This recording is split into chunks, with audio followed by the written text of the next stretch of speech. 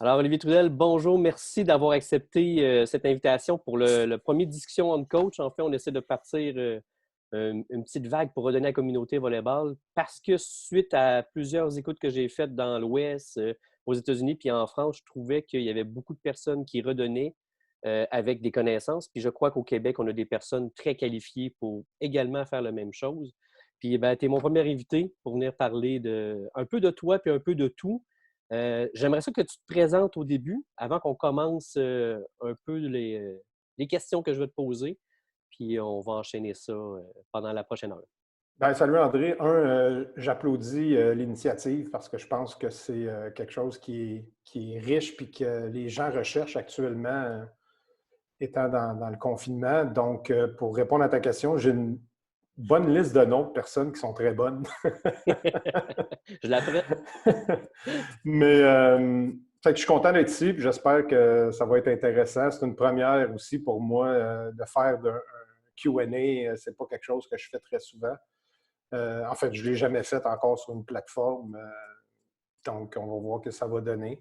Je ne suis pas une personne vraiment de réseaux sociaux comme tout le monde qui me connaît relativement bien. J'ai absolument rien. Alors là, je sors de ma zone de confort. J'espère que les gens vont trouver ça intéressant et qu'ils vont apprécier le moment. Est-ce que tu pourrais me dire, avant qu'on rentre plus dans un vif de sujet, le volleyball pour toi a commencé quand? Ben, le volleyball, en fait, ça a été vraiment la passion, pardon, la passion de ma vie jusqu'à maintenant.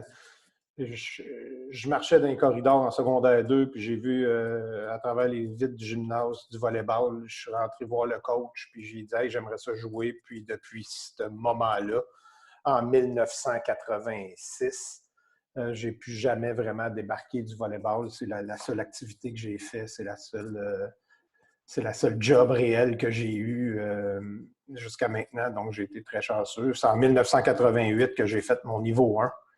Donc, ça date un peu. Euh, Clairement, à l'époque, je ne savais pas ce que je faisais. Je me questionne encore aujourd'hui si je le sais, mais ça, c'est une autre histoire. Puis, ouais, c'est ça. Puis là, depuis, de fil en aiguille, j'ai coaché du scolaire, puis du collégial en Outaouais, puis des centres espoirs, tu sais, tous les classiques que les entraîneurs ont fait. Puis, tout le temps au masculin, j'aurais jamais cru coacher du féminin. Puis, je suis arrivé à l'Université de Montréal, je cherchais un entraîneur, un assistant entraîneur. Puis, c'est ça, je me suis retrouvé dans le gymnase avec Jean-Pierre Chancy, puis j'ai été son assistant pendant 4 ans. Puis en 2003, j'ai eu la chance d'être nommé entraîneur-chef intérim pour 1 an du programme. Ça a super bien été. L'année d'après, Jean-Pierre était revenu en 2004-2005 coacher l'équipe. Puis en 2005 jusqu'à aujourd'hui, j'ai repris les règnes de façon ininterrompue avec les Carabins. Tu as quelques présences, ces programmes nationaux, coacher les Fichous, si je me souviens bien, Oui, oui. Ma entraîneur. première expérience au niveau international, c'était en 2000. J'avais coaché l'équipe masculine youth avec Vincent Pichette. Il était venu me chercher. Je venais d'arriver à Montréal. Ça faisait peut-être 3-4 ans que j'étais à Montréal, mais je coachais encore en Outaouais à cette époque-là. Puis, il m'avait demandé de l'aider pendant l'été. Puis, ça a été ma première expérience avec les programmes nationaux. Après ça, je suis allé avec Jean-Pierre Chancy. On a coaché l'équipe, le programme Youth Junior de l'équipe nationale féminine à Winnipeg. On a fait ça pendant 3 étés, qui a été le point culminant les Norseca. Puis après ça, j'ai coaché 3 fois les Fichous en Serbie, en Russie et en Corée du Sud. 3 expériences extraordinaires. 2 fois comme entraîneur-chef.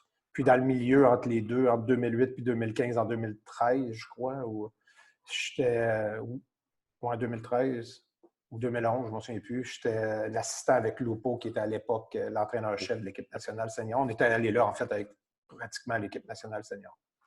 C'est OK. des belles expériences. J'ai été vraiment, vraiment très chanceux et privilégié.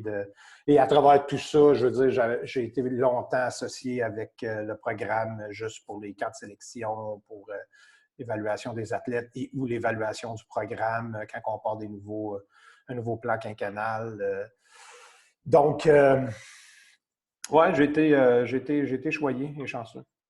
une belle expérience, en fait, acquise. Puis j'imagine que ça aide le programme. Puis on disait, en tout cas, je disais tantôt, puis toi aussi, que dans ce moment-ci, on est pas mal à la recherche d'un peu tout ce qui se fait pour, en fait, s'occuper l'esprit, puis essayer peut-être d'apprendre un peu plus dans le coaching. Ton rôle présentement comme entraîneur, c'est sûr qu'il a changé. On n'a plus le droit d'avoir accès au gymnase. Mhm.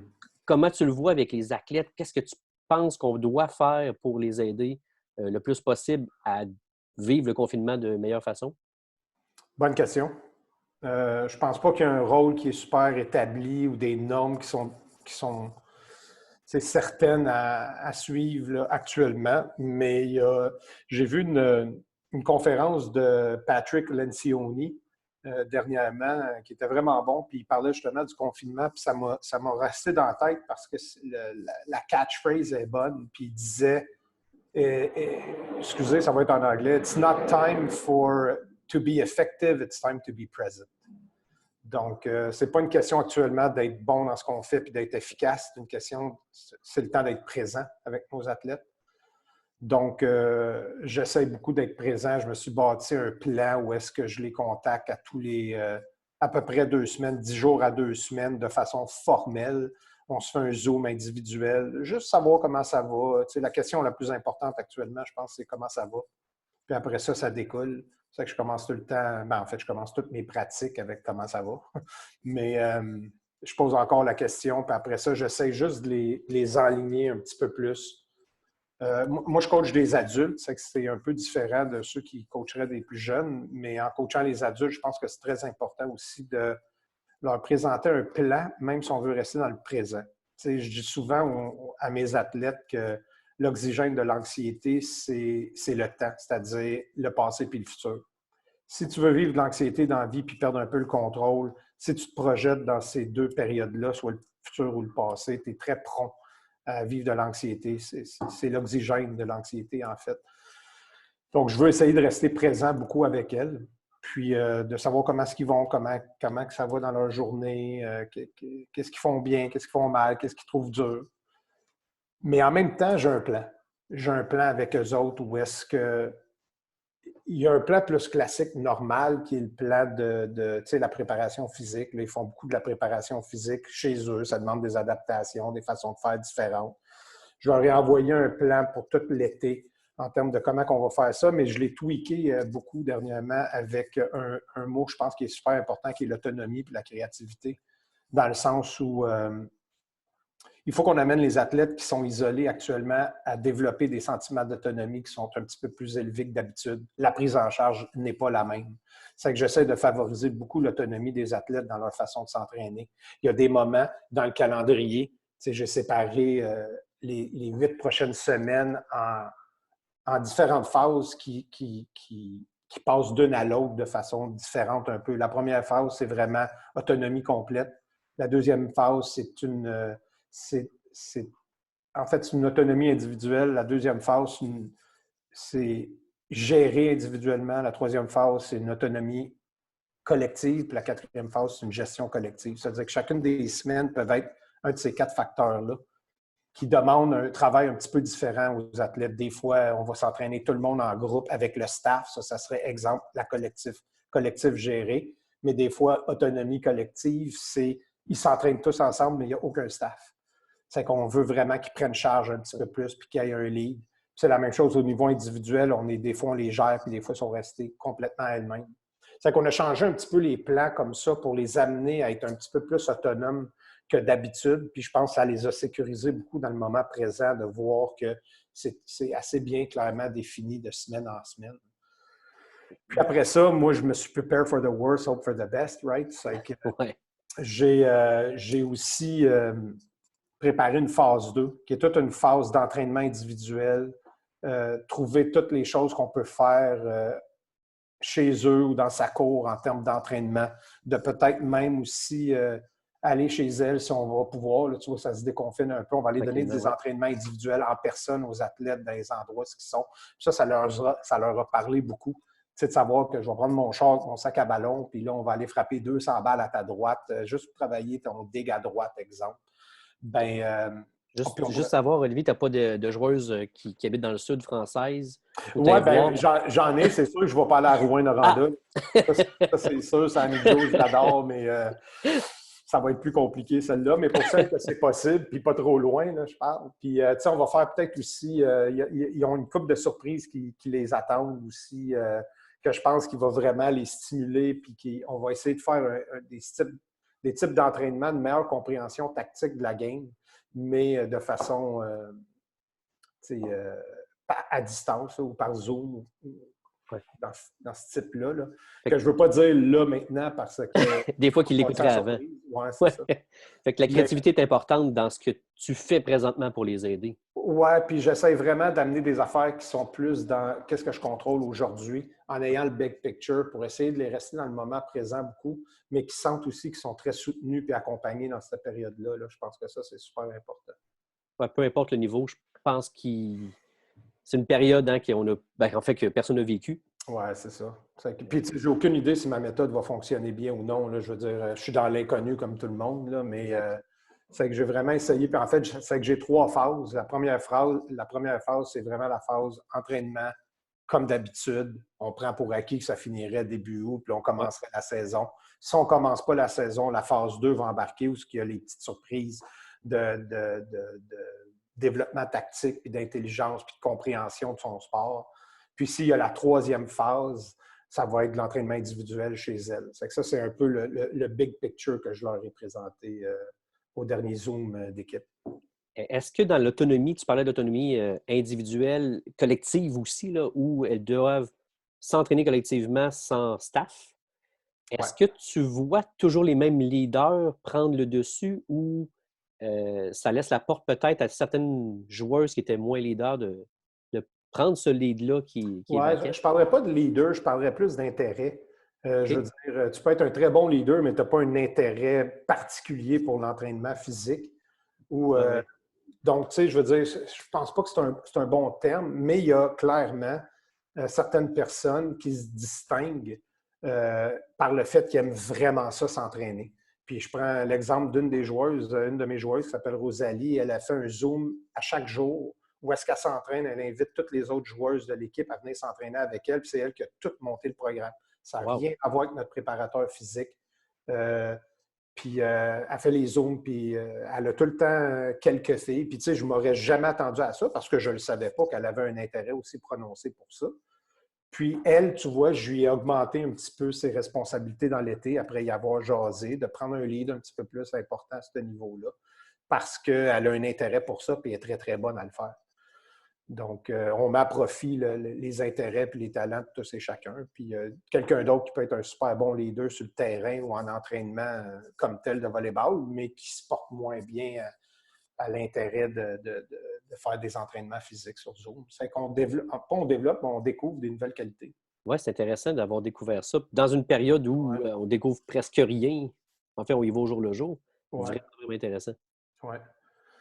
Donc là, on a divagué pas mal parce qu'on était parti avec ma carrière, là, mais là, on est parti dans le rôle. Ah oui, le rôle. Oui, le rôle. Oui, exact. Je veux savoir un peu comment... c'est ça. Je pense que, tu sais, je ne m'attends pas à être super efficace. Je ne m'attends pas à ce que, je veux dire, ça soit l'encadrement que je peux donner habituellement aux athlètes, mais j'essaie d'être très présent.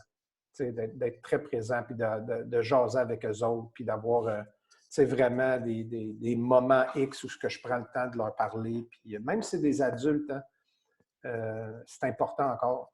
Puis comme il a dit Patrick, que j'ai trouvé bon, il a dit, tu sais, il n'y a personne qui va... Tu sais, il n'y a pas un athlète qui va faire comme à la fin du moment qu'on vit, il n'y a pas un athlète qui va faire comme « Hey, mon coach, il était tellement tout le temps ben trop sur mon cas à me demander comment que j'allais, puis je le trouvais super fatigant. » Là, je veux dire, tu as bien moins de chances que l'athlète dise ça que l'athlète dise « Hey, mon coach a complètement disparu. » Tu sais. C'est dur pour les entraîneurs, là, don't get me wrong. Là, je sais que c'est pas évident pour les entraîneurs, puis nos propres sources de motivation sont affectées, puis on a l'insécurité, nous autres aussi, de ne pas savoir ce qui nous attend nécessairement. Mais comme je vous ai dit, moi, je n'ai jamais été un gars qui me projetait trop dans le futur. C'est que j'ai une bonne barricade contre ça. Je ne tombe pas dans l'anxiété de « Mon Dieu, je vais-tu coacher ou pas coacher? » Moi, je fais ce que je peux faire aujourd'hui. Je contrôle ce que je peux contrôler aujourd'hui. Puis demain sera un autre jour. Là. Bien, bien d'accord avec toi. Hein. Ouais. Si, regarde, si on revient sur toi un petit peu, je vais te lancer des fleurs. Oui. Je vais finir avec une citation Ah, de ça parce ben que, vas-y, excuse-moi. juste pour donner William Arthur Ward, aucune idée c'est qui en fait. Euh, mais j'ai trouvé ça un moment donné dans mes lectures. Il a dit: se faire du souci, c'est perdre l'aujourd'hui en sabotant les opportunités de demain avec les problèmes d'hier. Moi, je suis un peu dans cette mentalité-là. Je veux dire, j'essaie de ne pas trop saboter les affaires de demain à cause des problèmes d'hier. Je me concentre sur les opportunités d'aujourd'hui, puis on verra où ce que tout ça nous mènera en temps et lieu. Ouais, puis en bien planifiant ce que tu peux planifier. Ouais, c'est ça. Puis, tu sais, I plan for the worst. Ouais, J'ai planifié pour le pire. Je sais exactement c'est quoi les démarches. Tout en train de construire actuellement la phase 2. Au cas où qu'on a besoin d'aller là avec mon staff. Puis mon staff, il est super aidant à ce niveau-là. Antonin, Katia, puis Janie sont super bonnes. C'est qu'on prépare la phase 2, puis si on n'a pas besoin d'aller à la phase 2, ben tant mieux. tant mieux. Ouais, exact. Puis si jamais on se rendait à phase 2, as-tu une phase 3? Oui, la phase 3, comme je te disais, Ouais. c'est on va aller trouver le plus de clips qu'on peut, vidéos, OK. YouTube, de gens qui ont été créatifs à s'entraîner de quelconque façon que le voler. Puis si on en a pas assez, on va développer les nôtres. Puis on va aussi y aller en personne dans la mesure du possible pour faire des entraînements individuels. Tu sais, je vais prendre mon char, puis dans la journée, ben, je vais avoir 4 filles que je vais aller visiter, puis je vais passer 45 minutes, 1 heure avec eux autres. Ça leur tente. Je veux dire, ce n'est pas une obligation non plus. Mais ça va être quelque chose que je vais leur offrir, c'est sûr et certain. C'est déjà planifié. Fait que ça serait la phase 3. OK. C'est bien planifié. Puis là, il faut aussi se rappeler que pour les entraîneurs secondaires et tout ça, que tu es à temps plein dans ton travail. Absolument. Absolument. Absolument. Je suis Fait que- vraiment chanceux à ce niveau-là. Puis je ne dis pas que, encore une fois, c'est la chose à faire. C'est juste ma façon à c'est moi de bâtir, exact. de m'occuper d'être présent et non pas nécessairement efficace. Tu as bâti ton plan Sinon, selon tes données à toi. ouais, puis tu sais, sur l'Internet actuellement, on peut trouver une panoplie de gens qui font des choses plus créatives que les autres avec leurs équipes, même si ce n'est pas des entraîneurs à temps plein, que ce soit de faire des soupers avec des questionnaires Kahoot ou Ouais. n'importe quoi qui vont faire amuser où ils lancent des défis à des athlètes. L'athlète a une semaine pour présenter qu'elle a appris à jongler, exemple. Je veux dire, il y a plein de choses qu'on peut faire qui ne sont pas non plus nécessairement time-consuming, mais tu lances ça dans les as, puis tu vois qu'est-ce qui colle éventuellement. Là. Est-ce que tu penses que, là, je vais demander peut-être ton opinion aussi d'expert en psychologie. Est-ce que tu penses que, non, parce que normalement, nos saisons terminent, là, sont finies pour la plupart. Mm-hmm. Est-ce que tu crois qu'à cause de ce qui s'est passé, notre saison ou l'implication avec nos athlètes, on dirait qu'on sent qu'il faut aller plus loin qu'on peut aller normalement? Parce que Ben, normalement, on les laisse. très bonne question. Puis c'est pour ça que ma phase 1, elle ressemble énormément à la phase 1 habituelle. Dans le sens que j'en fais pas nécessairement plus, mis à part les Zooms que je fais auprès des athlètes actuellement, parce que je pense que c'est important d'être présent. Je pense qu'on a besoin d'en faire nécessairement plus. Il faut juste essayer de garder l'athlète dans un moment où est-ce qu'elle peut contrôler les facteurs qu'elle peut contrôler, puis l'aider à se retrouver là-dedans aussi. Puis des fois, c'est même pas de donner des plans, puis des cues, puis des tâches. C'est pas de ça que je parle. Là. Des fois, c'est juste comment ça va, puis parle-moi de toi. Là. Ça, c'est aussi important, sinon plus, que le plan que j'ai fait. Là. Le plan que j'ai fait, c'est juste parce que j'essaie d'être professionnel dans ma job. Mais je veux dire, c'est pas plus important actuellement que de juste dire comment ça va. Vive l'émotion présente. Hein? Mm-hmm. En fait, là, je vais revenir pour te lancer des fleurs.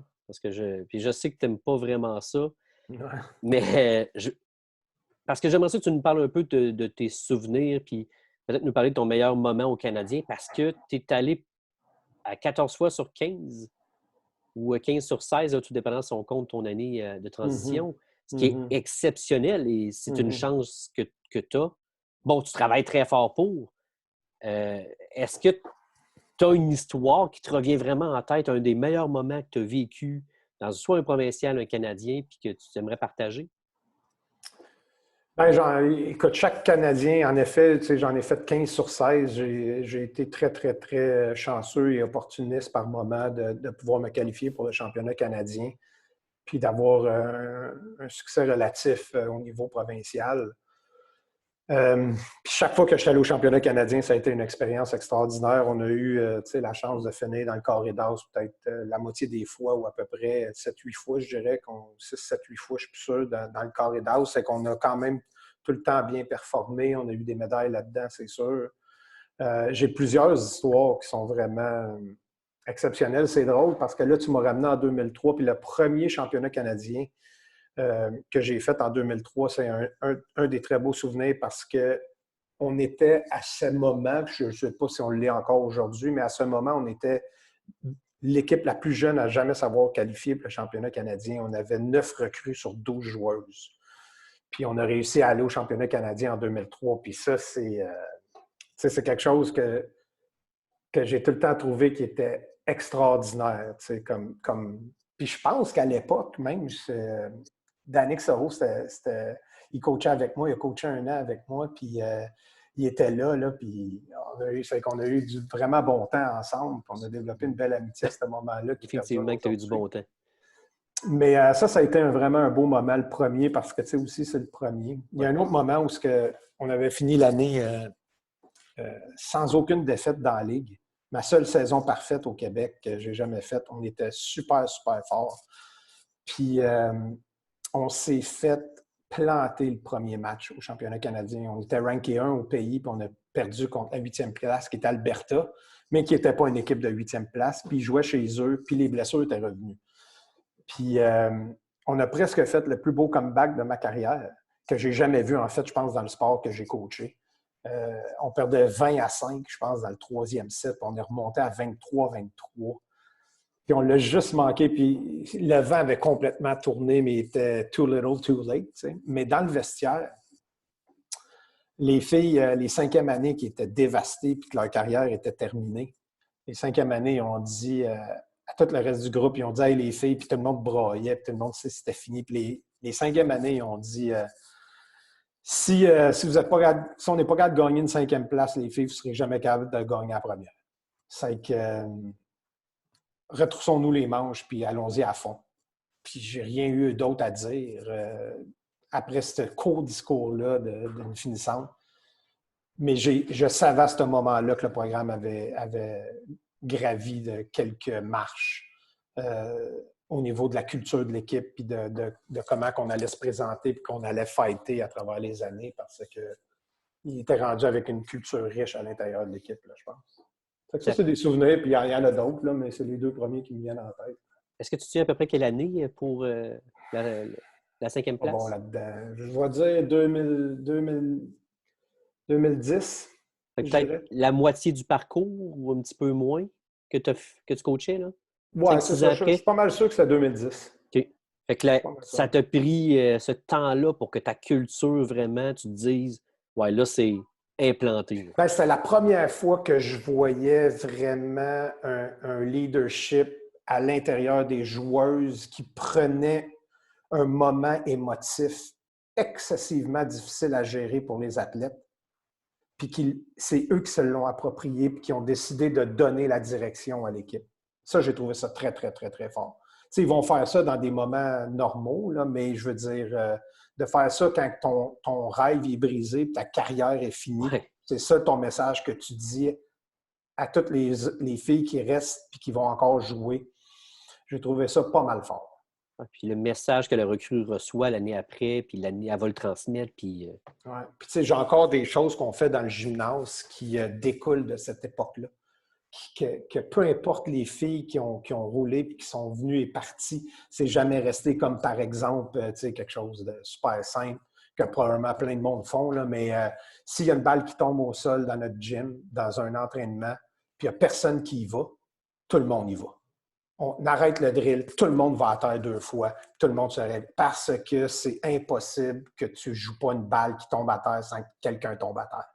C'est que, tu sais, juste cette culture-là est toujours restée.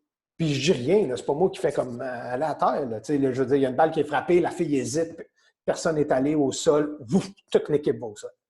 C'est des petits facteurs comme ça que tu construis, qui sont implantés dans ton équipe, qui font en sorte qu'à un moment donné, ça fait des petits, puis c'est comme ça que la culture se construit un petit peu, là.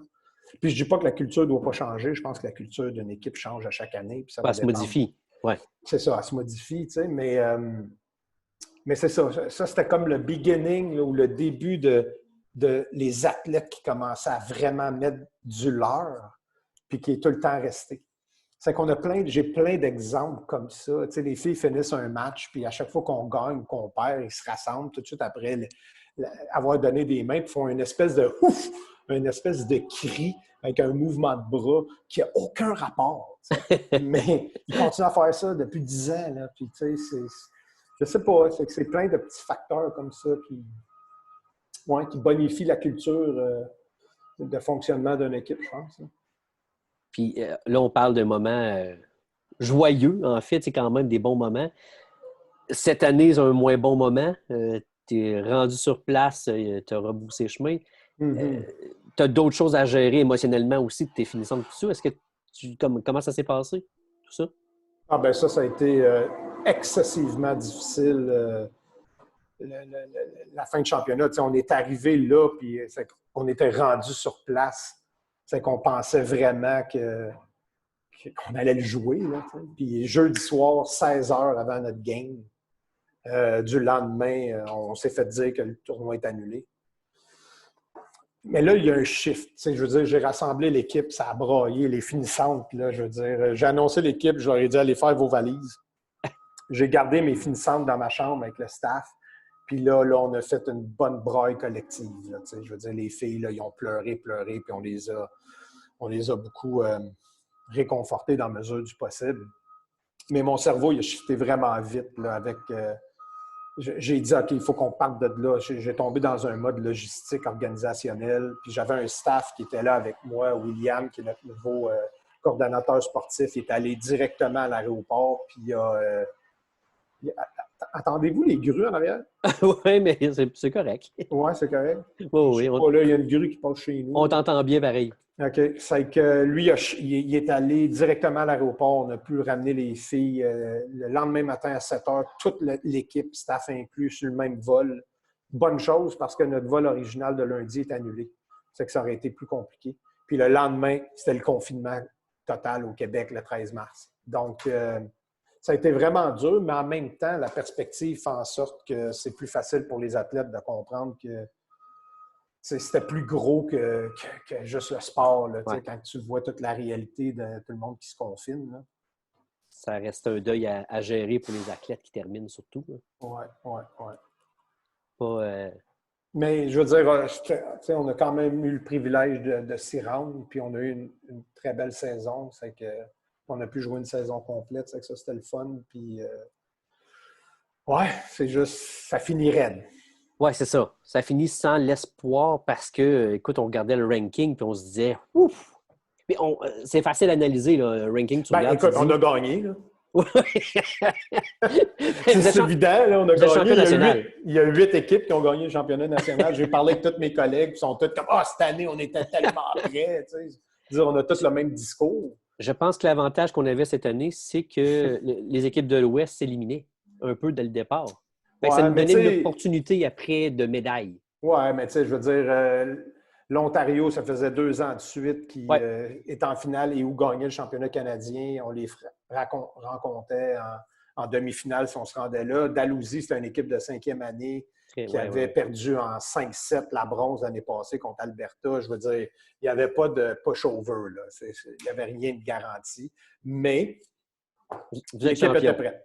Ben, l'équipe était dans un très, très bon mindset. Puis je ne dis pas ça juste parce que c'est facile à dire, mais elle était vraiment dans un très bon mindset. Puis je pense qu'on aurait eu des beaux combats. Comment tu penses qu'avec ça, tu peux bâtir pour l'an prochain? Est-ce que c'est une source de motivation, tu penses, pour les filles? De dire, hey, on était là, mais on n'a pas pu le faire, là, let's go. Ouais, je pense pas que personne est là. Okay. À cause de la réalité actuelle. Je veux dire, tout le monde espère juste pouvoir rentrer dans le gym à un moment donné puis s'entraîner. Là. C'est que une fois que la saison reprend, puis je veux dire, si on retrouve une forme de normalité, c'est sûr que quelqu'un, à un moment donné, va dire il y a quelque chose d'inachevé ici. Là. Mais en même temps, comme je dis à chaque année à mon équipe, la victoire n'est pas protégée à personne. Il n'y a personne qui a gagné d'avance. C'est pour ça qu'on joue. Là. Que moi, je dis tout le temps, une des phrases que je dis à mon équipe, c'est on n'est pas de shit jusqu'à temps qu'on le soit. Mais tant qu'on n'a pas gagné, tant qu'on n'a pas fini, tant qu'il n'y a plus rien à gagner, ben tu n'es pas de shit. Tu peux avoir gagné toutes les années d'avant, mais ça ne veut plus rien dire, ça. C'est que c'est tout le temps une reconstruction. Il faut tout le temps que tu recommences. Puis il y a tout le temps des nouveaux défis. Donc, si jamais on a le luxe et le privilège d'être dans cette position-là, de retourner au championnat canadien l'année prochaine, s'il y en a, ben peut-être que là, ça va commencer à réfléchir dans ce sens-là. Mais me connaissant, je vais bifurquer ça rapidement parce que je vais trouver que le passé n'a plus vraiment d'importance. Ouais. On va focuser sur ce qui arrive là puis ce qu'on peut contrôler. Là. Oui, vraiment. Ce que tu nous disais tantôt, en fait. Oui, exactement. Avec je m'excuse, l'expérience que tu as, nationale, provinciale, internationale, comment tu vois le jeu qui s'est développé au cours des dernières 15 ans? Ben, c'est sûr que le volleyball a eu plein d'évolutions. C'est drôle parce que hier soir, je regardais la finale de 1988, les États-Unis contre les Russes, sur YouTube. Ça a changé, parce que ça a été mon premier amour. Là. Cette finale-là, là, comme dans ma tête, là, c'est là qu'il y a eu un déclic du volleyball pour moi. Puis, tu sais, la game a complètement changé. Là, je veux dire, je pense qu'on les battrait. Là. Pas vrai. Mais, tu sais, elle a complètement changé là, la game. Puis, tu sais, moi, je la résume souvent, la game, si je peux me permettre un petit moment philosophique. Le volleyball, pour moi, c'est quand même relativement simple. C'est un sport de temps puis de précision que tu veux rendre rythmé collectivement. C'est ça, le volleyball. C'est qu'il faut que tu sois bon à t'échanger l'objet, OK? Mais dans l'échange de l'objet, il est déterminé par deux facteurs, le temps et la précision. Puis tu veux devenir le meilleur possible que tu peux dans ces deux facteurs-là qui définissent vraiment clairement le volleyball, mis à part le rythme collectif que tu veux développer par la suite. Le temps, tu sais, c'est passer plus vite, c'est frapper plus fort pour que le défenseur n'ait pas le temps de jouer la balle. C'est faire du swing block pour te rendre plus rapidement à l'antenne ou à fixer ton bloc correctement. Il y a tout le temps une composante de temps au volleyball, puis il y a tout le temps une composante de précision aussi. C'est que tu veux tout le temps amener l'objet en 2,5. Tu veux bumper en 2,5. Tu veux tipper la balle dans cette région-là, dans la piscine. Tu veux servir sur tel joueur. C'est tout le temps l'équilibre entre le temps et la précision. C'est que moi, quand je coach, ben, mes entraînements sont soit focusés sur le temps, sont soit focusés sur la précision, sont soit focusés sur les deux, le temps et la précision, ou sont soit focusés sur les trois, le temps, la précision puis le rythme collectif, la fluidité d'enchaînement. Ça, c'est comment que je construis tous mes entraînements. Puis les filles le savent. Aujourd'hui, on va travailler principalement le temps. Aujourd'hui, on va travailler principalement la précision. Aujourd'hui, on va travailler principalement les deux facteurs ensemble ou le rythme collectif qui vient vraiment englober ces deux principes-là. Je pense qu'au volleyball féminin puis masculin, c'est surtout le temps qui a évolué dans les dernières années. On a vraiment essayé d'amener notre sport à un autre niveau en termes temporels, en termes de frapper plus fort, servir plus fort, frapper plus fort. On veut faire ça. Il y a même un nouveau skill actuellement qu'on voit chez les joueurs de centres internationaux qui ne frappent pas à balle. Ils font juste pousser la balle vraiment fort. Qui est une autre façon de jouer encore avec le temps. Donc, je trouve que ça a surtout changé au niveau du temps. La précision a tout le temps pas mal été un focus, surtout au niveau volleyball féminin, je pense. Tandis que le temps a tout le temps été un petit peu plus un focus chez les gars. Pas pour dire qu'ils ne veulent pas être bons, mais je pense qu'un gars, à les plus bas niveaux, ils veulent frapper fort. C'est ce qui est plaisant pour eux. C'est ce qui est plus plaisant pour eux. C'est sûr qu'au niveau international, ils veulent avoir les deux, puis ils veulent être à la coche les deux avec une bonne enveloppe de rythme. Là. Mais je pense qu'au niveau féminin, on a travaillé beaucoup plus sur le temps que la précision dans les dernières années. On voit un peu plus aussi de pipe rapide, de Ouais, jeu puis de rapide du pipe 3 mètres. puis dans différentes zones, qui serait la Exact. précision, là. OK? Puis qui serait un mariage des deux, mais entre autres, la pipe rapide, oui. Puis, moi, souvent, ce que je challenge un petit peu plus avec les entraîneurs plus jeunes, c'est que souvent, je trouve qu'on joue un petit peu trop à contrôler le temps vers le bas que vers le haut. Donc, exemple, on va leur. Si l'athlète fait un petit peu trop d'erreurs à frapper, on va lui demander à un moment donné de faire un bon roll shot. Puis je comprends, tu veux gagner à la game. Puis je ne dis pas que c'est fondamentalement mauvais, mais je pense qu'il faudrait. Des fois, je me questionne à savoir si on ne devrait pas développer un petit peu plus la puissance, frapper fort, contrôler un petit peu plus le tempo ou le temps, le tempo dans le temps pour en arriver à être capable de développer des athlètes qui sont un petit peu plus nerfés puis capables de frapper dans la balle. Évidemment, il y a plein de facteurs comme le développement morphologique de l'athlète, etc., etc. Là. Mais j'aimerais quand même ça, voir le développement de l'attaque un petit peu plus. On est timide à un moment donné à switcher souvent. Puis je le vois même dans mon gym, là, c'est pour ça que je dis ça. Là. Il y a des athlètes qui rentrent. Là. Marie-Alex Bélanger, là, c'est drôle, là, tu vas l'avoir. Oh. Ouais. Un scoop! Ouais, mais... Scoop, mesdames et messieurs, ne manquez pas ça. Là, ça va être intéressant. Marie-Alex, sa première année, Bélanger, qui est rentrée dans mon gym, j'ai dit, tu ne frappes pas dans la balle. C'était comme, pardon, as-tu vu la carrière que j'ai eue comme collégiage, comme tu ne frappes pas dans la balle? Tu n'es pas une attaquante encore. Tu ne frappes pas fort. Là, il va falloir qu'on t'amène à un autre niveau de t'apprendre à frapper fort. Là. Puis on en rit encore aujourd'hui, là, parce que je disais vraiment ça. Là. Puis, tu parlais de la gestion de temps. Est-ce que tu penses aussi que nos passes plus jeunes, les passeuses, jouent trop lentement parce qu'on se dit que les attaquantes ne sont pas capables? Oui, c'est sûr que c'est pas mon milieu, puis ça fait longtemps que j'ai pas été dans des gyms de jeunes. Là. C'est que mes affirmations sont un peu gratuites, là, puis je voudrais pas dire que je ferais mieux. Là. Mais il y a une chose qui est claire, puis moi, c'est plus un principe qu'une observation. Puis mon principe, c'est si ta passeuse est rendue pas purement bonne à faire une belle passe haute, sors-la de sa zone de confort. Continue à l'améliorer. Fais pas juste tomber dans un état d'efficacité qui te plaît, qui va faire en sorte que tu vas avoir beaucoup de succès que tu penses avoir. Parce que tu ne sais jamais si tu vas finir par gagner ou non. Là, je veux dire. Mais ce que tu contrôles, c'est comment tu vas sortir ton athlète de la zone de confort pour l'améliorer.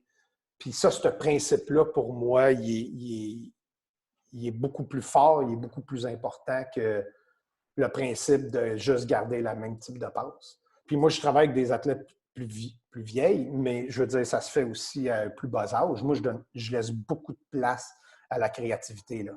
Je veux dire, c'est pas moi qui vais dire à une passeuse de ne pas essayer une passe. Si la passeuse, elle me dit hey, « moi, j'aimerais ça faire ça », moi, je l'intègre. C'est elle qui joue. Je veux dire, si elle se l'approprie, ça va être encore plus fort la façon qu'elle va le gérer éventuellement. Puis on parle souvent de transfert d'entraînement à match, bien, tu vas transférer pas mal plus des affaires bien au-delà des techniques d'apprentissage qu'on connaît. Si l'athlète, peu importe, porte sur lui quelque chose qu'il pense qu'elle a développé et qu'elle a le goût de faire. Tu vas voir qu'elle va le faire pas mal plus en match, pas mal plus vite que qu'est-ce que tu essaies de lui rentrer dans la tête à coup de marteau. Là.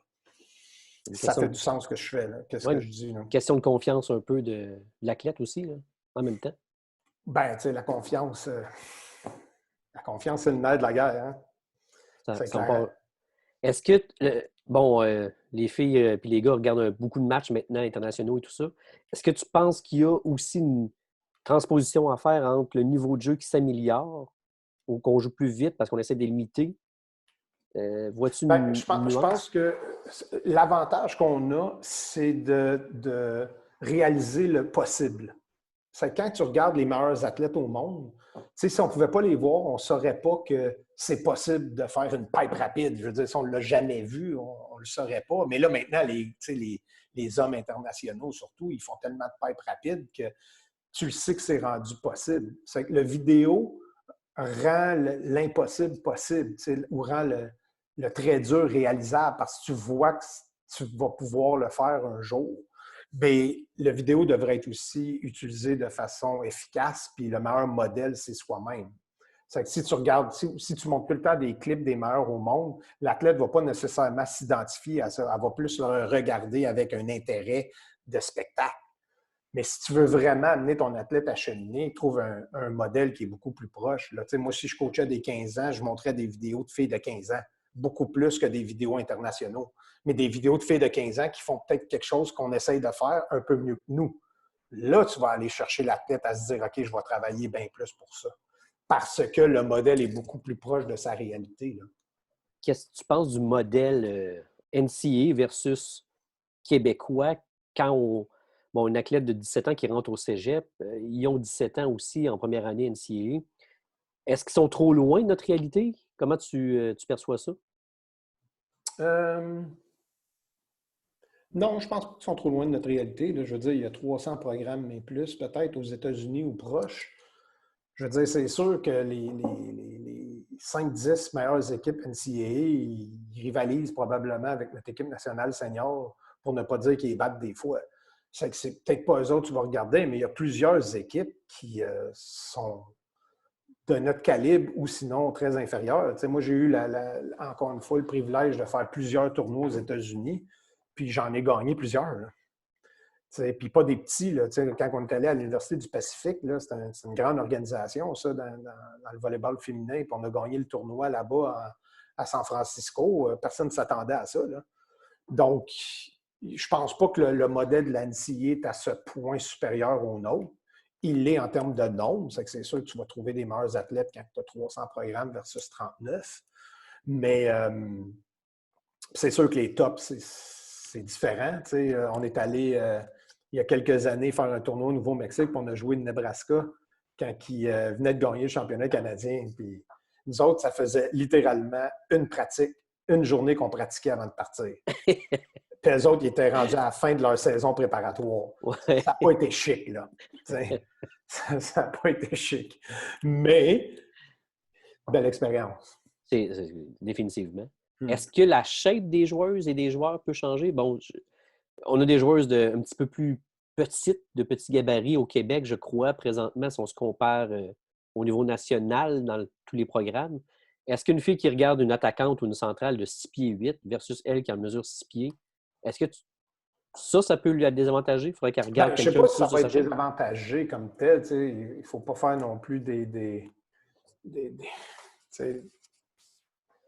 ce que je pense, c'est ouais, trouve le modèle qui se rapproche le plus de l'athlète que tu coaches.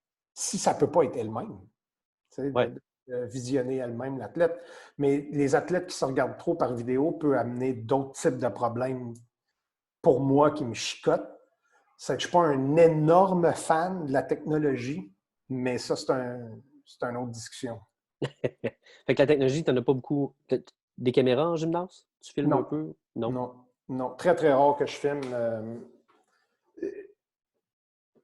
Je pense que la meilleure façon qu'un athlète peut performer en situation de pression, c'est d'être capable de, le moins possible, utiliser sa tête pour se corriger.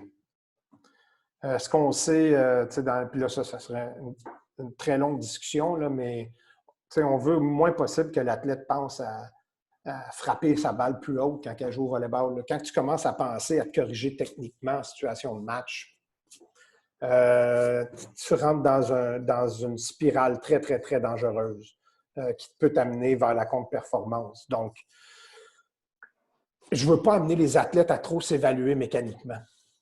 Je pense pas. Moi, si je fais du vidéo, le 3/4 du vidéo que je vais faire, pour ne pas dire le 9/10 du vidéo que je vais faire, c'est juste des actions positives qu'ils font. Je vais leur montrer des bons clips. Puis une fois ou deux par année, là, on va faire des séances que j'appelle comme un petit peu in your face. Là. Puis là, je vais comme ça, c'est pas bon, ça, c'est pas bon, ça, c'est pas bon. Puis ça, c'est souvent pour plus les shaker que de leur montrer leurs erreurs. De toute manière, le perfect skill, il n'existe plus dans la littérature scientifique. Right? Il ne faut plus que tu essaies de corriger le mouvement pour en arriver à un mouvement parfait. Le mouvement parfait, il n'existe plus. Le mouvement parfait, c'est le mouvement que l'athlète fait avec efficacité dans les moments de plus grande pression. Si tu es capable d'amener l'athlète à être capable de s'adapter dans son mouvement puis d'être efficace dans son mouvement, le mouvement est bon. Évidemment, ça frappe du dos de la main. Biomécaniquement, ça ne fait pas de sens. Elle ne va jamais trouver son meilleure efficacité. Il y a des principes biomécaniques qui doivent être respectés. Mais moi, je n'ai plus de pattern dans ma tête de comment tu es supposé de le faire parfaitement. Puis c'est très déstabilisant pour les athlètes parce que les athlètes, ils ont des fois, les premières années, ils ont de la difficulté avec mon type de feedback en entraînement. Tu sais, une réceptionneuse qui réceptionne la balle, là, tu sais, un commentaire que je vais dire souvent, c'est comme tu es un Motel 6 là, quand tu bumpes. Tu n'es pas un Fairmount. Le ballon, il n'y a pas de plaisir dans tes bras. Tu sais? Puis au début, comme, qu'est-ce que ça veut dire, ça? Bien, ça veut dire, man, il faut que le ballon, tu le pognes smooth. Il faut que le ballon, il ait le goût de frapper tes bras, tu sais. Je vais parler bien plus de ça que de les épaules, la tête, les bras. Bien plus. Au début, les athlètes sont comme... Mais c'est parce que je ne veux pas leur donner plein de cues techniques qui font en sorte qu'après ça, eux autres sont capables de s'évaluer avec ces cues techniques-là. Parce qu'une fois que tu as ta liste de cues techniques, bien, tu vas être en compétition, ça ne va pas bien, tu vas commencer à passer à travers de cues techniques. Puis là, ta tête, elle commence à être en danger. Et ta performance aussi. Mais si son cue technique, c'est comme « OK, man, let's go, là, be a Fairmount », c'est complètement différent dans la façon que l'athlète se gère puis que sa tête est beaucoup moins présente. Mais ça veut tout dire en même temps. Mais ça veut tout dire en même temps. Puis, tu sais, de travailler beaucoup la globalité du mouvement. Puis, je ne dis pas qu'aux entraîneurs, puis là, attention, il y a une très grande nuance. Je ne dis pas que les entraîneurs, il ne faut pas qu'ils soient experts du mouvement. Je suis capable de le décortiquer, le mouvement. Comme n'importe quel autre entraîneur, je suis capable de parler de 20 points techniques pour le geste de frappe, mais ça ne veut pas dire que mon athlète est obligé de les connaître tous. L'athlète, c'est un doer, ce n'est pas un thinker. Il faut qu'il think sur la game. Il faut qu'il think sur « OK, là, j'ai un petit bloqueur, je vais aller attaquer le petit bloqueur ». Il faut qu'il y ait un thinking tactique qui est évolué puis qui continue à tout le temps grandir. Tu sais, s'il sert tout le temps sur le libéro, puis le libéro, c'est le meilleur libéro au monde, bien là, j'aimerais ça qu'il réfléchisse un peu. Mais je ne veux pas qu'il réfléchisse à comment il frappe la balle avec sa main, par exemple.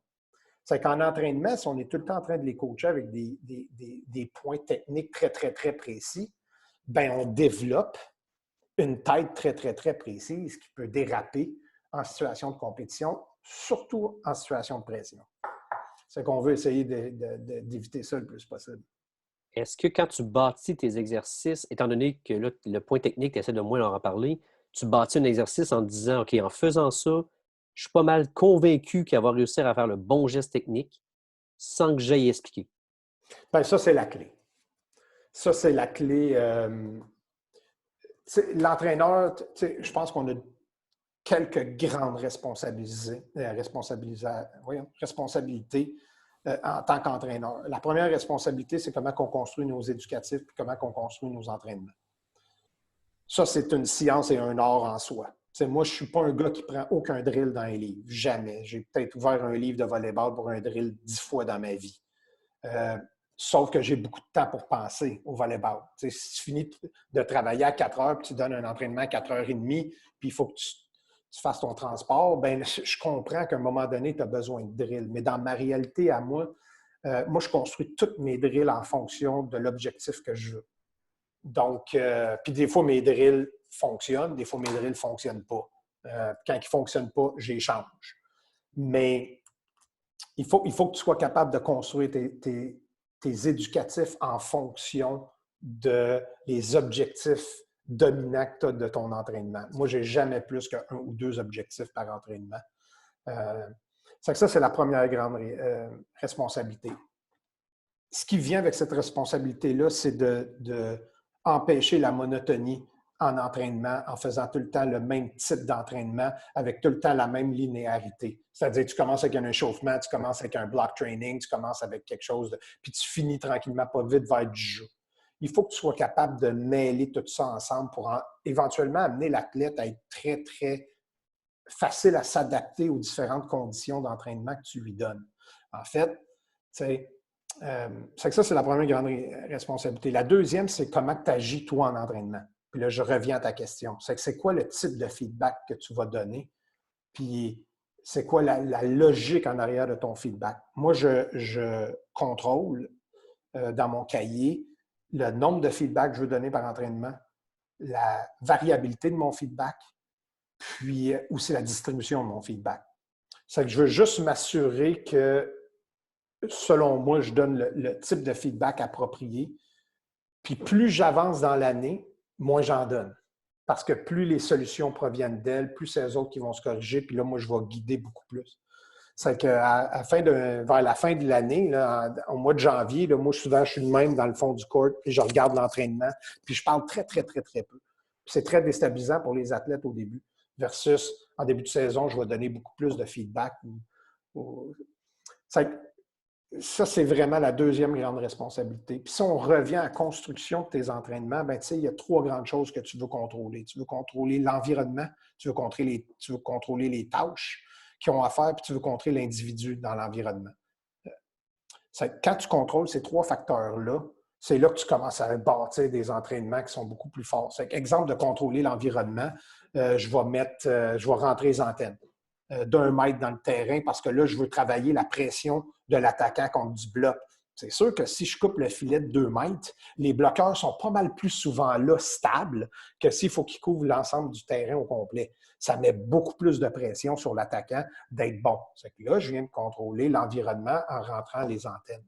Je peux contrôler la tâche aussi. C'est que je peux contrôler le fait que je vais dire à l'athlète, tu as 5 minutes pour réussir telle chose. C'est que là, en me concentrant sur la tâche, je viens de changer complètement son focus. Je vais vous donner un exemple d'une tâche qui est vraiment très, très bonne à mon humble avis. En tout cas, qui fonctionne très, très bien pour moi. On pratique le bump. Puis, je veux 10 pits parfaits avant qu'on switch à le prochain éducatif. Puis ça, c'est vraiment une autre très bonne méthode. Hein?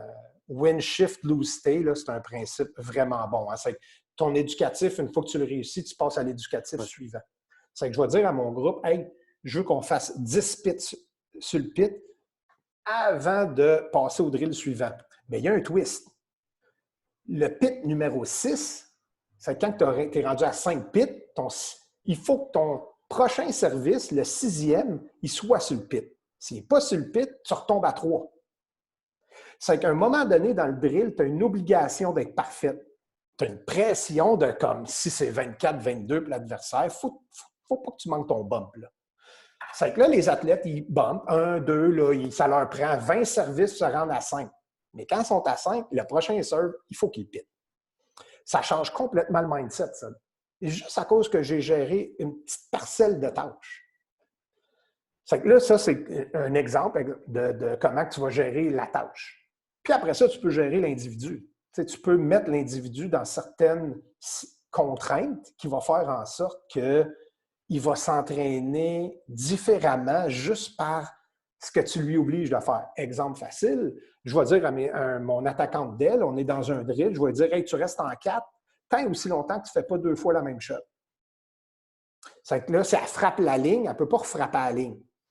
Elle va tiper en arrière du bloc. Une fois qu'elle tipe en arrière du bloc, elle ne peut plus tiper en arrière du bloc. Elle va frapper cross. Une fois qu'elle a frappé diagonal, elle ne peut pas frapper diagonal. C'est que là, elle va frapper court diagonal. Après ça, elle va tiper long. C'est que là, elle est tout le temps dans un mode qu'elle change. Juste parce que j'ai dit une chose. C'est que quand tu construis tes entraînements en contrôlant l'environnement, la tâche ou l'individu, puis que tu précises si tu veux coacher le temps ou la précision, enveloppé du rythme collectif que tu vas avoir parce que le volleyball, c'est un sport de rythme collectif, bien là, tu commences à avoir plein d'avenues différentes dans la façon que tu vas construire tes entraînements. Super intéressant. Est-ce que ça a commencé dès l'an 1, cette façon-là, ou tu as évolué là-dedans? J'avais 6 ans. Wow. J'avais 6 ans quand j'ai fait mon... non, je veux dire, c'est des années de réflexion, puis des années de... Puis encore une fois, c'est ma philosophie, ça ne veut pas dire exact. que c'est la bonne. Là. Je veux dire, j'ai pas la vérité infuse du tout, là, mais c'est à travers le temps que j'ai appris à faire ça. Puis en faisant des drills, tu sais, à un moment donné, j'ai fait un drill où je mets l'athlète en 6, je serre des balles sur elle, mais il y a 2 boîtes en 4 puis en 2. Puis au moment, après que j'ai servi, dans un bon moment où ça la met un petit peu en pression de temps, j'ai dit en 4 ou en 2. Il faut qu'elle bombe soit en 4, soit en 2. Je veux dire, il n'aime pas ça au début, là, mais là, je travaille la précision. Puis j'ai construit cette drill-là en travaillant la précision. En se disant, OK, bon, ben 2, là, on la laisser de bumper en 2. Pourquoi? Parce que si tu es capable de contrôler on cue un peu ce que tu veux que ton ballon y aille, ben, tu as bien des chances de contrôler ton ballon on cue quand il va falloir que tu le contrôles. On amène les athlètes à s'entraîner un petit peu différemment, dans des contextes différents, pour qu'ils s'améliorent. Puis, tu sais, je disais tantôt, le but, c'est de les sortir de leur zone de confort le plus possible. Je ne sais pas si mon exemple était pertinent là, ou imagé assez pour que le monde comprenne, parce qu'il est super simple. Puis en même temps, je suis le temps sur le cadre de quand j'ai dit de bumper. Puis en même temps, on travaille la précision sur les boîtes. Puis, tu sais, quelqu'un de futé va comprendre que tu prends la joueuse en 6, tu l'amènes en 5, bien, la boîte en 2 devient quasiment le 2,5. Tu me suis? C'est que tu travailles quand même les bons angles à approprier en même temps qui doivent travailler. Puis en faisant ce drill-là, je n'ai pas besoin d'y parler tant que ça de ses épaules ou de l'orientation de sa tête ou de se déplacer correctement parce que, tu sais, il faut qu'elle le fasse par elle-même. Là. C'est qu'elle se travaille avec elle-même. Ce qui ne veut pas dire que tu ne dis plus rien en entraînement et tu ne les coaches pas. Là. Ouais. Il faut que tu les coaches. Mais tu peux les coacher autrement que juste verbalement. C'est ça mon point. Tu peux les coacher aussi beaucoup dans la façon que tu construis tes entraînements pour que l'éducatif en lui-même soit un coach pour l'athlète. Si ça fait du sens.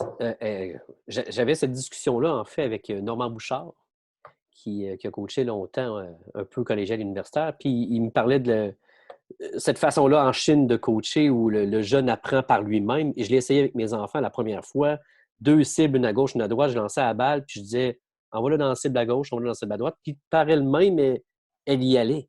Mm-hmm. Fait que l'être humain, je pense, apprend énormément par lui-même et comprend les choses. Absolument. Absolument. J'ai parlé avec un collègue chinois il y a une couple d'années passées, puis je lui ai demandé comment ils développaient la touche, la manchette, eux autres. Puis il dit, ben moi, la première fois, j'étais avec un groupe de jeunes, là, ils ont 10 ans, 12 ans, 14 ans, peu importe. Là. C'est la première fois qu'ils touchent au ballon. Ils font un demi-lune avec la fille qui va faire le contact. Ils lancent un ballon, puis c'est quelqu'un random qui dit à moi. C'est que la première fois que la fille a fait un contact, il faut qu'elle essaye de le mettre à la bonne place. C'est ça, le volleyball. T'sais? C'est ça le volleyball. Ils ont tout de suite pairé la précision dans le geste moteur. Tout de suite, en partant. Nous autres, on se met souvent à genoux, puis pendant super longtemps, on leur fait faire des manchettes à genoux pour qu'ils contrôlent vraiment les bras. Je ne dis pas que c'est pas bon. Ma seule question, c'est combien de temps que tu fais ça, ou ce type d'entraînement-là, avant d'ajuster un critère de précision dans le mouvement. C'est ça qu'il faut que l'entraîneur se questionne. Sur, je pense. En lui disant le moins possible comment. Oui, puis tu sais, éventuellement, tu vas dire comment. Là. Je ne veux pas dire que tu ne donnes plus de feedback. Là n'est pas du tout mon point. Là. Puis je donne des feedbacks techniques encore. Là. À un moment donné, je vais dire, je vais vous dire un autre de mes petits secrets, qui n'est peut-être pas un secret, là, mais je veux dire, en défense, je parle pratiquement pas des épaules. Jamais. Tu sais, le monde dit protège la balle avec tes épaules. Moi, je parle pratiquement jamais d'épaules parce que les épaules sont contrôlées par la tête. Moi, je parle de la tête. Moi, je dis hey, tu veux bumper la balle par là, tourne ta tête. Assure-toi que ta tête est tournée dans la zone que tu veux que le ballon y aille. Ça va tourner tes épaules. Tes épaules sont contrôlées par ta tête. C'est que, tu sais, je vais en donner des cues techniques. Mais j'essaie d'énormément les équilibrer avec les autres formes de feedback qui existent, qu'on a discuté déjà. Si tu avais, suite à tout ça, une recommandation que tu penses à faire aux jeunes entraîneurs qui commencent ou aux entraîneurs plus expérimentés,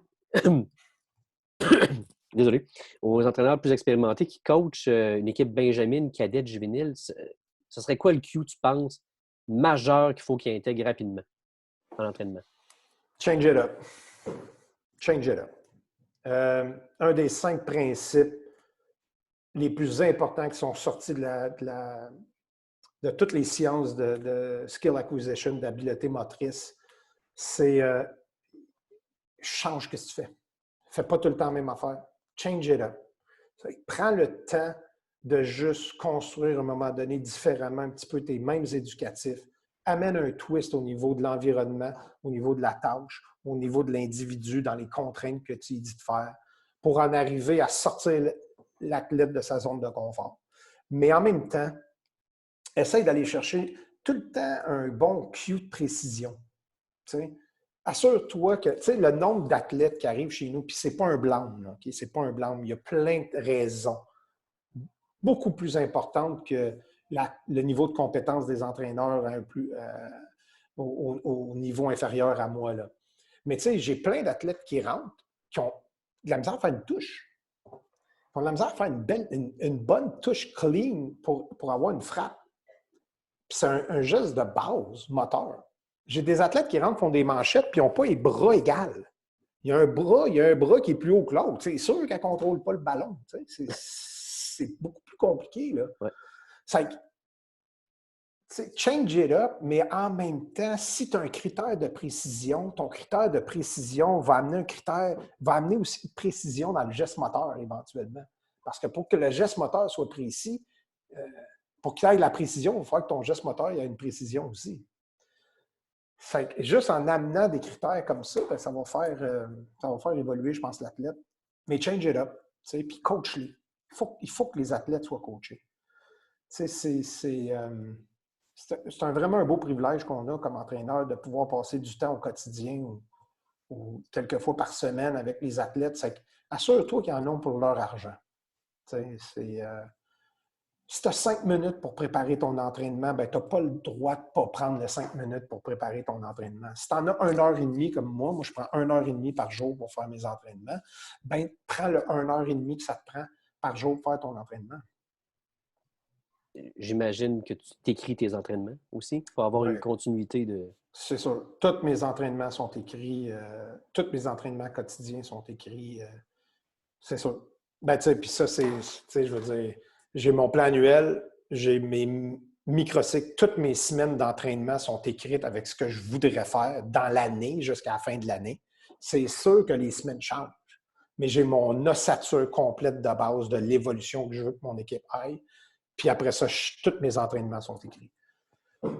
Puis là, si on était dans un cours de niveau 4-5, ben là, je dirais, puis le vrai génie du coaching en termes de préparation, c'est de passer d'un plan projectif à un plan rétrospectif. Ça veut dire que tu fais ton plan projectif de ton année, puis à chaque semaine, ou exemple, je prends mon microcycle, puis à chaque semaine, je reviens sur la semaine et là, j'écris exactement ce que j'ai fait pour vrai. C'est qu'à la fin de l'année, j'ai un plan de ma réalité, pas de ma projection. Ça prend du temps, par exemple. Quand même beaucoup, oui. Je veux dire, puis pas tant que ça. Parce que honnêtement, de réécrire ma semaine dans ma réalité, ça me prend 15 minutes le dimanche après-midi. Le dimanche après-midi, je reprends ma semaine et là, je la réécris au complet. Ça me prend 15 minutes. J'ai pris toutes mes notes, tous mes entraînements sont écrits. C'est que là, je réajuste vraiment ma semaine dans sa réalité. C'est pas très long. Il faut juste prendre le temps de le faire. Il faut juste prendre le temps. Est-ce que suite à ça, tu planifies la prochaine semaine ou tu te fies... Quand tu réécris, est-ce que tu te suis à l'autre après? Est-ce que... Oui, l'autre, j'ai mon plan global. Puis là, je regarde si c'est encore en lien. Puis si ce n'est pas en lien, bien là, je le réajuste à la fin de la semaine. Puis tu sais, des fois, là, il y a un mot complet qui est changé. Tu sais, quand j'ai perdu mes 2 passeurs une année, je veux dire, tout le plan, il change. Tout le plan, il change. Puis la capacité d'adaptation, je veux dire, c'est une qualité qu'on veut comme entraîneur. Là. Est-ce qu'avant de terminer, tu aurais... parce que moi, j'aime lire, j'ai lu sur le tard, malheureusement, mais j'essaie de lire le plus souvent possible. C'est fini, là, déjà, là, de même? Écoute, on peut continuer si tu as encore du temps, mais ça fait 1 heure déjà qu'on jase. Je ne veux pas prendre trop de ton temps. Est-ce que... Je ne sais pas. Si tu as d'autres questions, on peut répondre. Peut-être que le monde sont tannés aussi. Là, je ne sais pas. On ne le sait pas, on n'est pas live. Ouais, on ne peut pas savoir. Mais écoute, on peut y aller, si tu veux, avec peut-être une dernière question. Là, on parlait des entraîneurs, qu'est-ce qu'il faut faire. Une athlète qui joue au scolaire ou collégial, son rêve, c'est de jouer universitaire. Qu'est-ce qu'il faut qu'elle fasse? Selon toi. Hein? Continue. travaille fort, laisse personne te dire que tu ne peux pas y arriver. Ça serait mon premier commentaire. Je veux dire, entraîne-toi avec passion et amour et plaisir, là, puis donne tout ce que tu as. Puis le volleyball est possible pour tous les gabarits. Là, je veux dire, Janie Guimond, qui était ma libéro, elle est 5 et 4. Là. Elle a fait une carrière de 9 ans au niveau international. Tu n'es pas obligé d'être 6 pieds. Son parcours n'a pas été non plus... Non, je ne voulais même pas l'avoir. Je refusais. Je lui disais qu'il n'y avait pas de place dans mon équipe. Là. Elle me l'a remis d'en face, je pense. Mais vas-y, continue. Puis laisse personne te dire que tu n'as pas le droit. Puis, tu sais, un entraîneur, là, le meilleur conseil, je peux dire aussi aux entraîneurs à ce niveau-là, c'est comme dites jamais à un athlète qu'elle ne peut pas. Là. C'est pas votre décision, ça. C'est la sienne. T'sais, nous autres, il faut qu'on soit un facilitateur. Là. Donc, toi, tu t'essaies de la mettre tout le temps dans des situations où elle peut s'améliorer. Puis à jeune fille ou jeune garçon, je dis, ben continue.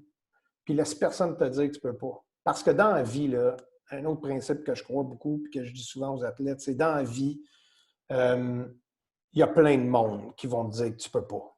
Il y a plein de monde qui vont te dire que tu n'as pas le droit ou tu ne seras pas capable. Ajoute pas une personne. Puis là, je veux dire, ajoute pas toi-même. Laisse les autres être tes critiques, puis ajoute-toi pas toi-même. Continue, puis continue fort. Puis de toute manière, tu vas ressortir plein d'autres choses qui sont importantes dans ta vie qui vont au-delà du sport. Tu sais. Moi, il y a un poème que je dis, là, si tu me permets là, d'être artistique poétique, un peu pendant une minute. Là. Il y a un poème que je dis continuellement à mes filles depuis des années. Puis le poème, ça s'appelle « Si » de Rudyard Kipling. Puis je leur dis tout le temps la fin, avec un petit twist, là, mais je leur dis tout le temps la fin. Puis la fin, c'est si tu peux rencontrer victoire après défaite et recevoir ces deux menteurs d'un même front, mais conserver ton courage et ta tête quand tous les autres les perdront. Alors, tous les dieux, les rois et la gloire sont à tout jamais tes esclaves soumis. Ce qui vaut bien mieux que les rois et la gloire, tu seras une femme, ma fille. It's not about winning. La vie, c'est beaucoup plus gros que juste gagner puis perdre. Moi, je n'ai jamais vraiment mis de focus sur gagner. Jamais. Je ne parle jamais de gagner vraiment à mes athlètes. Moi, je parle de comment on se prépare, comment on se présente, comment on veut jouer. Puis c'est ça qu'on contrôle. Puis on viendra, mais on va essayer d'au moins être du mieux qu'on peut dans les situations qui nous sont données. Là. C'est qu'à la petite fille ou au petit gars, je dirais, regarde, continue, vas-y, persévère, puis tu peux pas perdre. Tu vas juste gagner dans la vie si tu continues à essayer d'atteindre tes buts, puis tes objectifs, puis tes rêves. Puis ça se peut très bien que ça bifurque, puis ça bifurque, ben ça bifurquera. Même chose pour les entraîneurs. Hein? Même chose pour les entraîneurs. Écoutez, j'aurais jamais cru, moi, quand je coachais l'espoir en Outaouais, que j'allais être l'entraîneur-chef des Carabins de l'Université de Montréal pendant 15 ans, à un job à temps plein, que je sais que je suis très privilégié d'avoir. Là. Puis je ne suis pas plus spécial qu'un autre, là, comme zéro pin bar. Là. J'ai travaillé fort. J'ai travaillé fort, puis j'ai essayé de maximiser mes opportunités, mais je veux dire, si moi je suis capable, n'importe qui est capable, puis un jour je ne serai plus là. En fait, un jour, je vais même me faire dépasser. Puis c'est drôle. C'est souhaitable. Ben, c'est pas. Je ne sais pas si c'est souhaitable pour moi, mais c'est inévitable. Jean-Pierre Chancy, quand il m'a laissé l'équipe, il m'a dit une petite phrase, puis là, j'espère que je ne vais pas le trahir, là, mais si jamais il écoutait ça. Mais il m'a dit je vais te laisser l'équipe parce que je pense que là, tu peux l'amener à un niveau supérieur que moi, je suis capable. Mais si je t'allais, c'était à une condition. Puis là, j'ai dit laquelle? Puis il a dit la journée que tu vas trouver la personne qui va être capable de l'amener à un autre niveau que toi, tu vas y laisser sa place aussi. Wow. Puis j'y ai promis. C'est que là, à chaque fois que j'ai un super bon jeune coach qui rentre dans ma structure, je le licencie. Tu les limites. Ben, peut-être tes arrières. Mais c'est pas vrai, mais ça m'a tout le temps resté dans la tête, ça. T'sais, à un moment donné, on va se faire dépasser. À un moment donné, y a du monde qui vont faire le meilleur job que nous autres, puis ça, c'est inévitable, puis ça fait partie de la vie. Wow. C'est quand même très, très humble de Ouais, sa part d'avoir fait ça. ouais, ben tu sais, j'ai eu la chance, tu parlais un peu du palmarès au début, tu sais, j'ai eu la chance d'avoir des très bonnes athlètes dans mon gym. Tu sais, tu sais, les Choualak, il y a 10-12 ans passés, pour ceux qui s'en souviennent, je veux dire, est arrivé chez nous de la France, puis on est passé d'une équipe de mi-peloton à une équipe de tête automatiquement. Là. C'est moi le grand coach, là? Elle est restée dans le gym, elle a continué à s'entraîner fort. Rester dans le gym, c'est ça. C'est peut-être ça la métier, je veux dire, c'est ça. Fait que tu parlais de livres aussi. Oui. Ça répond à ta question, ça? Oui, entièrement. Puis je pense qu'on va faire une partie 2, Olivier, sur un sujet assez précis durant cet été, c'est sûr, sûr, sûr. En fait, si tu le permets, parce que je pense que tu as encore plein de choses à dire de pertinent pour les entraîneurs. Et moi aussi. Ben, regarde, parce que là, tout le monde va penser que c'est fini. C'est que les quelques-uns qui restent jusqu'à la fin, je vais donner un autre secret. Tu sais, il y a des points de cassure dans la performance chez tous les athlètes. Puis si tu veux vraiment améliorer un athlète, il faut que tu trouves son point de cassure. Où est-ce que la technique casse dans l'enchaînement des mouvements qui fait en sorte qu'il n'est pas aussi performant qu'il l'est. Puis ça, là, c'est un principe fondamental du coaching de haut niveau. Puis plus tu es à un haut niveau, plus ce point de cassure-là, il est subtil. Mais c'est ça qu'il faut que tu trouves comme entraîneur. Donc, un des vraiment principes importants de l'entraînement, c'est isole jamais trop une phase de la performance parce que tu ne sais pas si c'est là que le point de cassure il se produit. C'est qu'on ne regarde pas juste son geste de bras à l'attaque. Son geste de bras, là, son point de cassure, c'est peut-être son jeu de pied, c'est peut-être sa transition, c'est peut-être autre chose qui n'a pas nécessairement rapport avec le geste de frappe. C'est qu'il faut que tu trouves tout le temps le point de cassure. Puis une fois que tu as trouvé le point de cassure, pour un certain temps, isole-le, raffine-le et reviens après ça dans l'entité du geste technique ou de l'enchaînement technique ou tactique que tu fais avec l'athlète. Là, tu vas évoluer des athlètes. Puis si tu veux grandir comme entraîneur, il faut que tu deviennes très, très bon à évaluer sont où les points de cassure techniques chez vos athlètes. Et pas juste regarder la dernière action qui est bonne ou mauvaise, qui te permet de te dire si elle a réussi ou non. C'est habitue-toi à voir le big picture. C'est la même chose dans les vidéos pour ceux qui font beaucoup de vidéos en termes de plan de match. Il y a un énorme cancer, à mon humble avis, qui est toutes les data volées de ce monde. Pas parce que c'est mauvais, c'est excellent. Mais il ne faut pas que tu isoles tout le temps juste les phases puis tu regardes juste les phases. C'est que tu vas prendre l'attaquant numéro 15 puis tu regardes ses 30 attaques. C'est pas assez. T'sais, moi, un de mes, je pense, petits secrets, c'est que je regarde tout le temps un match dans son entité. Tout le temps, tout le temps, tout le temps, tout le temps. Avant n'importe quel breakdown. J'ai besoin de revoir le match, comment il s'est joué, à quel moment, où c'est que ça a bien été, mal été. Puis ça m'en dit bien plus pour me préparer à une équipe que de regarder tous les breakdowns de chacune des phases. Je ne te dis pas de ne pas le faire. Je fais juste dire, je pense que les gens, ils ont oublié l'autre partie, qui est de regarder les matchs au complet. Ça, c'est important. Continuez à regarder vos matchs au complet parce que c'est là aussi que vous allez voir les points de cassure où ce qui se situe, souvent pour un athlète dans différentes phases de jeu.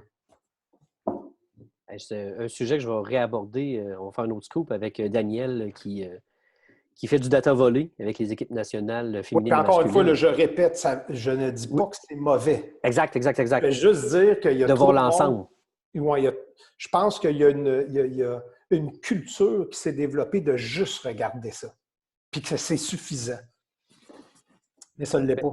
C'est suffisant pour nous apprendre la chart, oui, exactement. C'est très pertinent pour certaines choses. Exact. Mais si tu veux vraiment comprendre l'équipe contre qui tu joues, je pense que tu es mieux de regarder aussi comment ils jouent la game. Ouais. Ça fait du sens. Regardes-tu le non-verbal aussi? Vas-tu jusqu'à là-dedans? Oui, ça arrive. Dans la cassure, là? Souvent, le non-verbal va être le cue observationnel qui va me permettre de me dire ah, OK, il faut que je recule en arrière. C'est Il là faut que que je ça s'est recule en passé. arrière pour aller voir où ce que c'est arrivé. C'est sûr que quand tu es capable de le piffer, souvent, ça te permet de te dire OK, bon, ben là, il est arrivé de quoi? Est-ce que je peux aller le voir dans la séquence qui précède? Où est-ce que je pourrais penser que la cassure technique s'est faite ou la cassure tactique s'est faite? Là. OK. Puis des fois, c'est juste de l'usure. Là, ça arrive que c'est de l'usure, puis il n'y a pas nécessairement un point de cassure. Je veux dire, l'adversaire a le droit de faire des belles actions. Elle peut se faire stuffer 3 fois de suite parce que Myriam Robitaille était juste vraiment bien placée, puis elle nous l'a remis en face. C'est part of reality too. Là. Ça arrive, hein? Exactement. Là. Mais ouais, c'est que au niveau comportemental, puis c'est intéressant que tu dises ça parce que là, on pourrait complètement aller dans un autre sujet encore, qui est le body language, c'est très, très difficile de mentir non-verbalement. Très, très, très difficile. Ouais. Donc, tu peux aller chercher beaucoup d'informations avec le body language, puis la façon que les personnes se présentent. Puis, tu sais, souvent, les gens, ils pensent qu'il y a juste une direction, puis la direction, c'est pense, puis une fois que tu as pensé assez, ton comportement va changer. C'est que, tu sais, pense que tu es bon, puis à un moment donné, tu vas jouer bon. C'est vrai. Mais le monde oublie souvent aussi qu'on peut y aller dans l'autre direction. Change ton comportement, puis éventuellement, ça va changer ta réflexion. C'est que si tu changes ton comportement, puis tu commences à regarder tous tes adversaires dans les yeux, par exemple, bien, ça va peut-être éventuellement avoir un impact sur ta réflexion de te dire « Aïe, aïe, man, elle n'arrête pas de baisser les yeux, puis man, je pense que je suis plus confiant. » Parce que c'est rien dit en termes de préparation de confiance. Elle a juste changé un comportement qui était de regarder. C'est que, oui, ça va dans cette direction-là, réflexion-comportement, mais ça va aussi dans la direction comportement-réflexion. C'est que si tu es capable de jouer sur les deux niveaux, ça va t'aider pas mal dans la façon que tu vas améliorer tes athlètes. Ça me fait, en fait, tu me fais penser à une anecdote de ta libéro actuelle, que Alex a gagné, que je jouais contre ma première année collégiale. Et c'était une des meilleures libéraux qu'il y avait dans la ligue. Elle était bonne dans ce temps-là. Là. Je l'ai tout mêlé. Là. C'est encore bon. Je me souviens d'un match où je jouais contre elle, puis j'avais une équipe très, très vieille, beaucoup de vétérans. Puis il voulait un peu aller sur elle quand même. Puis j'avais dit, attendez, vous allez le voir à un moment donné, ça va être le point de rupture que c'est là qu'il faut viser Alex. Et elle a changé parce que là, elle ne le fait plus malheureusement. Mais je me souviens très bien de mes joueuses, à un moment donné, après l'échange, ils m'ont regardé et ont fait « c'est là ». J'ai dit « c'est exactement ». Mm-hmm.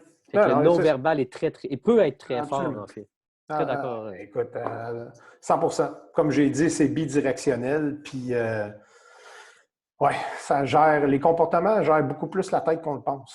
Si tu étais capable de refaire ça, Olivier, quand on joue contre, j'aimerais ça. Ben, elle le fait encore. Je veux dire. C'est moins fort. C'est moins fort. Tous mes athlètes ont encore des défauts. Puis, tu sais, je veux dire, tout entraîneur est bon dans certaines phases plus que d'autres. Tu sais. C'est que moi, j'ai mes forces comme entraîneur, puis il y a des endroits que je suis bien plus fort que d'autres, puis j'ai pas peur de le dire. Puis, tu sais, je veux dire, on rend pas les athlètes parfaites, là, puis toutes super bonnes comme qu'on voudrait qu'elles le deviennent. Là. En fait, c'est pas juste vraiment notre responsabilité, c'est aussi. Là. Mais, tu sais, je veux dire, c'est correct aussi, comme entraîneur, de comprendre que tu as des forces puis que tu as des faiblesses, parce que tu en as des forces puis des faiblesses. Puis, tu sais, moi, je connais mes faiblesses. Je ne vais pas y dire. Puis il y en a certainement que je ne connais pas. C'est pour ça qu'on veut tout le temps essayer de s'améliorer. C'est ça le but et le plan. En fait, c'est un des buts de faire ces discussions-là. Pour moi. Oui, puis de le faire de façon formelle aussi, parce que je dirais à tous les entraîneurs qui aiment le volley, là, il faut pas il y a une erreur mentale qui doit arrêter de se produire chez nos entraîneurs. C'est « Ah, ça me fait chier d'aller faire le niveau 2, là, je ne vais rien apprendre. » Non. Continue jamais à arrêter de t'améliorer et de te certifier. C'est tes gages de succès de compétences éventuellement. Ça ne veut pas dire que tu l'es nécessairement, mais ça veut dire que tu es sur la bonne voie. C'est que tu ne peux pas juste te dire « Ah, là, par ego ou par manque d'intérêt ou manque de temps que tu ne vas pas aller le faire. » Donc, continue à te certifier. Continue à te faire challenger. Puis tu vas voir que tu vas continuer à apprendre aussi. Parce que les athlètes vont aller aussi loin aussi que tes capacités à les amener, là. Tu sais? C'est que si tu veux être un vrai facilitateur pour tes athlètes, puis un bon guide, ben à un moment donné, il faut que tu te challenges aussi. Puis une des façons de se challenger, c'est de continuer à faire ces formations. Puis j'entends souvent les entraîneurs faire comme, ah ouais, non, ça ne me tente pas, là, tu sais, je préfère être avec toi ou avec un autre, puis j'apprends bien plus. Oui, mais si c'était moi, mon conseil serait, mais arrête pas, continue. C'est un conseil que j'aurais aimé entendre plus jeune. Ouais, ben puis tu sais, moi, j'ai passé à travers toutes les étapes, là. Tu sais, je veux dire, je l'ai fait mon niveau 1, je l'ai fait mon niveau 2, je l'ai fait mon niveau 3, je l'ai fait mon niveau 4. Je veux dire, je continue à me faire mentorer. J'ai des bons mentors encore. Je continue à lire beaucoup. Je continue à échanger. J'apprends d'entraîneurs du secondaire. Jean Lorrain, là, il m'en apprend encore, là, des fois. Là, je suis comme, bah, OK, là, tu sais, excuse, là, tu sais, bonne observation. Puis il coach Benjamin, là, tu sais. Mais continuons à essayer de tout le temps ne jamais arrêter de se former. Qui d'ailleurs pourrait nous amener au livre. Ben, écoute, c'était mon cue. Je vais préparer. Regarde, je suis allé vraiment outside the box, là, OK, là. Mais si vous voulez vraiment là, revenir sur l'environnement, la tâche, l'individu, je n'ai pas le livre ici, il est au bureau malheureusement, puis on ne peut pas aller au bureau, mais ça s'appelle Dynamics of Skill Acquisition. From Theory to Practice, je pense. Là. Puis, c'est vraiment un bon livre. Ça a été écrit en 2008 peut-être, là, mais c'est encore en point. C'était les premiers qui ont expliqué ce qu'on considère comme étant encore très évident, puis c'est des très, très bons chercheurs. C'est que ce livre-là, là, vraiment un bon livre. L'autre livre que j'ai vraiment aimé, là, qui est un petit secret, là, j'ai tellement appris de choses de ce livre-là. Là, il y a de l'air de rien, là, puis il doit être 12 piastres. Okay? C'est The Pressure Principle. J'ai adoré ce livre-là. C'est un psychologue australien, un docteur australien, puis il y a vraiment du good stuff là-dedans. Il y a beaucoup de choses que j'ai appliquées en entraînement, moi, de ce petit livre-là. Je parlais tantôt au début, hein, c'est le temps d'être présent, pas d'être efficace. Ça, c'est Patrick Lencioni. Il a écrit un livre aussi qui est très classique, qui est The Five Dysfunctions of a Team. Vraiment un bon petit livre. Là, si tu veux construire mieux ta culture dans ton équipe puis les rapports dans ton équipe, c'est vraiment un bon livre. Puis tu sais, parenthèse, on pourra en reparler peut-être un jour, mais ou n'importe qui, vous pourrez m'aborder si ça vous intéresse. Mais moi, il y a 3 C dans le gym que je parle continuellement à mes athlètes. C'est la nécessité de connecter, la nécessité d'avoir du cœur, la nécessité d'avoir du courage. Si on est capable d'avoir ces 3 éléments-là puis de construire ces 3 éléments-là, ben, on va devenir une équipe qui est pas mal meilleure. C'est des idées que j'ai prises, pas nécessairement de ce livre-là, là, mais ça, c'est un bon livre pour vous donner un bon début. Un autre livre que j'ai bien aimé qui est sorti tout récemment, c'est Range. Puis ça, c'est Epstein, c'est un bon journaliste d'enquête scientifique, là, puis il fait un bon topo sur la spécialisation versus la généralisation. Ça va au-delà du sport, mais c'est vraiment intéressant. Ça se dévore, puis ça va faire réfléchir beaucoup de monde parce que c'est vraiment très, très bon. Si jamais il y en a qui veulent aller un petit peu plus dans le comme intense, savoureux, un petit peu plus technique, là, James Glick, c'est vraiment un bon auteur aussi d'enquête, puis un bon journaliste. Lui, il a écrit Chaos. C'est que, tu sais, on est dans la grosse vague de l'entraînement random, aléatoire, puis c'est pas nécessairement sur le sport. Il va dans vraiment everything, mais il parle vraiment beaucoup du chaos, puis comment c'est important le chaos, puis comment éventuellement il faut essayer de l'intégrer. Ça se lit. Moi, en tout cas, celui-là aussi, je l'ai dévoré pas mal rapidement. C'est que ça, c'est 4 petits livres parmi des centaines que je pense qui sont excellents. Puis si jamais il y en a qui veulent des plus précis, bien, encore une fois, si on se voit dans un gymnase, c'est drôle parce que j'espère, puis ça va être mon mot de la fin, que j'ai jamais de l'air trop inaccessible. Je me considère comme quelqu'un de vraiment facilement accessible. Si tu viens t'asseoir à côté de moi et tu me poses une question, il y a des maudites bonnes chances que tu aies le goût de partir avant que j'aie fini de parler. Parce que moi, je vais partir et ça va être blablabla.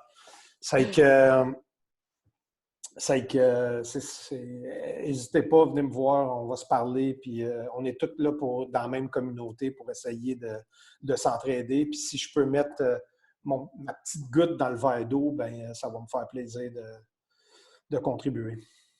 Ben, en fait, tu viens de contribuer pendant pas loin d'1h30. Désolé, groupe. Regarde tout ce que pour vrai, ben, ceux qui sont encore là sont sûrement encore à l'écoute. Ce que je peux te dire, c'est merci de t'être prêté au jeu. Tu l'as dit, ça sort de ta zone de confort. Ça sort de ma zone aussi de faire ça, mais je trouvais ça important d'essayer de redonner un petit peu à la communauté. Puis j'aimerais vraiment te réinviter si ça continue parce que tu l'as dit tantôt, j'ai Marie-Alex qu'on va enregistrer une émission avec. J'ai Mieux d'être Daniel. gentil.